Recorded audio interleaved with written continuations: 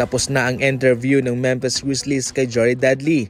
Itong si Dudley ay nagsisilbing player development coach para sa Dallas Mavericks. Sa ngayon mga idol, ito ho'y mainit-init na impormasyon na itong si Dudley ay naghahanda sa isang posibleng pagkuha ng Knicks kay Jason Kidd bilang kanilang susunod na head coach. Wala pa namang kumpirmasyon kung bibigyan ng pahintulot ng Dallas Mavericks ang Knicks na magkaroon sila ng interview kay Jason Kidd. Kamakailan lang ay naging malinaw na nga sa lahat na not negotiable. Bawal interviewin ang head coach ng Rockets. Hindi papayag ang Houston na mawala sa kanila si Coach Ime Udoka. Sa ngayon mga idol, wais lang din itong si Coach Dudley sapagkat humahanda siya sa isang posibilidad na baka mawala si Coach Jason Kidd. Ibig sabihin yan, kung iba na ang kanilang head coach, posibleng babaguhin din ang kanilang coaching staff. Pinakaswerteng manlalaro sa ngayon itong si James Wiseman na posibleng makatanggap ng championship ring galing sa Indiana Pacers. Nakapaglaro lang ng at least 4 na minuto at 28 segundo itong si Wiseman para sa Pacers sa season na ito at na-injured na siya kaagad.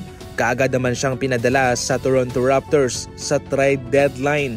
Pero kaagad naman siyang ini-waive ng Raptors. Sa ngayon ay hindi na naglalaro itong si James Wiseman pero kung sakaling magkakampyon ang Pacers ay posible nga siyang makatanggap ng championship ring. Siya ang kauna-unahang manlalaro galing sa 2020 NBA Draft na magkakaroon ng 2 championship ring mga idol. Kung ang Pacers po ang magkakampyon, nako, kung ganoon man nga ay kanyang mauunahan pa sina Anthony Edwards and LaMelo Ball. Game 2 na. Matatalo ba ng OKC Thunder ang Pacers sa Game 1 o magpapatuloy itong mainit na panalo ng Indiana? Gamitin ang promo code. Sa mga first timer dyan, posibleng dumoble ang first deposit ninyo dahil mayroong malaking bonus na naghihintay. Pumili ka lang dyan, basic lang. Kapag panalo ka sa pinili mo, syempre jackpot ka, cash out na kagad. Para makatalpak, ang link ay nasa comment section. Isang revelasyon at pasabog ang sinabi ni Draymond Green sa isang programa.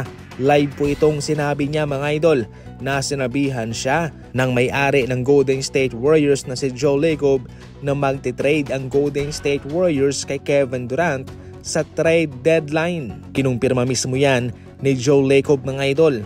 At pagkatapos ng ilang minuto, sumigaw si Stephen Curry na, "Draymond, nakita mo ba ang trade?" Ang malaking akala ni Draymond Green ay yung kay Kevin Durant yun.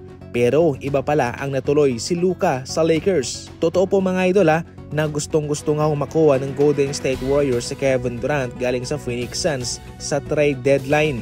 Ngunit hindi nga umayon sa kanilang ekspektasyon ang resulta. Maski nga ang Phoenix Suns ay handa na siyang ipadala. Ngunit umayaw muna si Kevin Durant at sinabing hindi niya gustong may trade sa kalagitnaan ng season.